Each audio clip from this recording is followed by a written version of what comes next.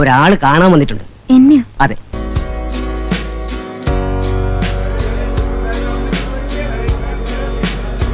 എന്നെ ആപ്പിലാക്കാതെ അനന്തൻ എത്രയും പെട്ടെന്ന് ഒന്ന് സ്ഥലം വിടണം.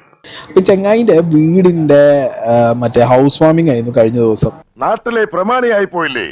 ആദില നോറയെ കൃത്യമായിട്ട് ഈ ഫൈസൽ മലബാറിന്റെ മീഡിയ ടീം വിളിച്ചിട്ട് തന്നെയാണ് പോയത്. പക്ഷേ അത് തെളിയിക്കാനുള്ള സർട്ടിഫിക്കറ്റ് ഒന്നും എന്റെ കയ്യിലില്ല. കഴിഞ്ഞ് തിരിച്ചിവിടെ എത്തിയപ്പോഴത്തേക്ക് സോഷ്യൽ മീഡിയയിൽ കുറെ കമന്റുകൾ. ഈ ബംഗ്ലാവിന്റെ ചരിത്രത്തിൽ ആദ്യമായിട്ടാണ് ഇങ്ങനെ ഒരു സംഭവം നടക്കുന്നത്.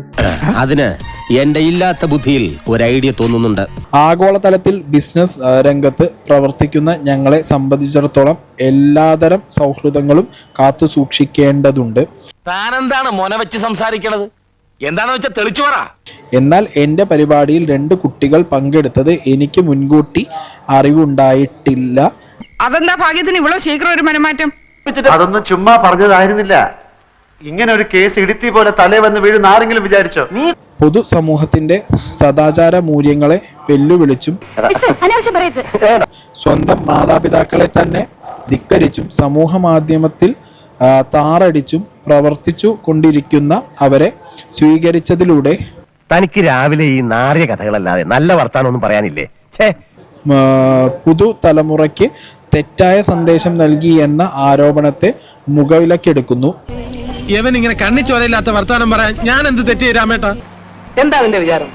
പെൺകുട്ടികളെ ഇൻസൾട്ട് ചെയ്യുന്നത് വലിയ ക്രെഡിറ്റ് ആണെന്നാണോ? ഇയാൾക്ക് ഞാൻ ചോദിക്കട്ടെ, ഒരു ഇത്തിരിയെങ്കിലും ഉളുപ്പ് എന്ന് പറഞ്ഞ സാധനം ഈ ചങ്ങായിക്കുണ്ടോ? നാട്ടുകാർ കേട്ടാ കാർക്കിച്ചു തുപ്പൂല്ല. ഇത്തിരിയെങ്കിലും ഉളുപ്പ് ഉണ്ടോ അവന്? മനുഷ്യൻ ഉണ്ടായിരിക്കേണ്ട ഏറ്റവും വലിയ ഗുണം എന്താണെന്നറിയോ? അന്തസ്. അത് നിങ്ങൾക്കില്ല. സീരിയസ് ആയിട്ട് ചോദിക്കുകയാണ്. ഇവൻ അറിയാതെ വന്നുവാണ് ഈ ചങ്ങായി പറയുന്നത്. കണ്ണിച്ചോരയില്ലാത്ത വർത്താനം പറയല്ലേ? വലിയ വിദ്യാഭ്യാസമുള്ളവരും നല്ല കുടുംബത്തിൽ പറഞ്ഞവരും മുതലാളിമാർക്ക് ഇഷ്ടമല്ല. ഇതാരിവനെ കൊണ്ട് ചെയ്യിച്ചു? തൻ്റെ വിഷയം എന്ന് പറഞ്ഞു കഴിഞ്ഞാൽ മതം തലക്കി പിടിച്ച കുറച്ച് ടീമുകൾ അവർക്ക് എന്താണ് ആദില നോറയെ കാണുമ്പോൾ ദേശം പൊട്ടും. ആൾക്കാർക്ക് എന്തേ പറഞ്ഞൂടാത്തെ? ഞാൻ എന്താ ചെയ്യാ? ഓരോരുത്തരുടെ വായ മൂടിക്കെട്ടാനാവോ? ആ പൊട്ടിയത് കമന്റ് ബോക്സിൽ വന്നു. അപ്പത്തേക്ക് താൻ ഈ ഉളുപ്പില്ലാത്ത പരിപാടിയായിട്ട് ഇറങ്ങി. ചില മുതലാളിമാരൊക്കെ അങ്ങനെയാ പരമുള്ളേ. പക്ഷേ ഇവിടത്തെ സ്ഥിതി കൂടി ഒന്ന് ആലോചിക്കണ്ടേ? സത്യം പറഞ്ഞ പേടിച്ചിട്ടാ, പഴയ പോലെ ഒന്നുമല്ല. ഇതിൽ ബിസിനസ്സുകാരൻ എന്നുള്ള നിലയ്ക്ക് ചില ടൈമിൽ എന്താവുന്നറിയോ, ബിസിനസ് മുന്നോട്ട് പോകണം. അപ്പൊ അതിന് മതത്തിനെ കൂട്ടുപിടിക്കേണ്ടി വരും. അതെ, അങ്ങനെ ശീലമായി പോയി. ശീലം മാറ്റണ്ട. അല്ലെങ്കിൽ കുറച്ച് ആൾക്കാരെ സംതൃപ്തിപ്പെടുത്തേണ്ടി വരും. അങ്ങനെയുള്ള സാഹചര്യം വരുമ്പോൾ മനുഷ്യത്വം എന്ന് പറഞ്ഞ സാധനം അങ്ങോട്ട് എടുത്ത് ഒരു കൊട്ടയിലാക്കിയിട്ട് എന്ത് ചെയ്യും, വീടിന്റെ ഒരു സൈഡിൽ കൊണ്ടുപോയി വെക്കും. ഇത്തിരി മനുഷ്യത്വം കാണിക്കണം സാർ. മനുഷ്യത്വമാണ് ഞാനിപ്പോ കാണിക്കുന്നത്. നമുക്കറിയാം അവന്റെയൊക്കെ കഥ. വലിയ ഓത്താഴത്തെ ഡിസൈനർമാര്. കുട്ടികൾ വെറുതെ വന്നിരുന്നിട്ട് ഉപ്പാനും ഉമ്മാനും പറയുന്നതല്ല, അല്ലെങ്കിൽ വീട്ടുകാരെ പറയുന്നതല്ല. ഇവര് വീട്ടിൽ നിന്ന് അനുഭവിച്ച അത്രയും വലിയ പ്രശ്നങ്ങളാണ്. മനസാക്ഷിയുള്ളവർക്ക് ഇതൊക്കെ പറഞ്ഞാൽ മനസ്സിലാവൂ.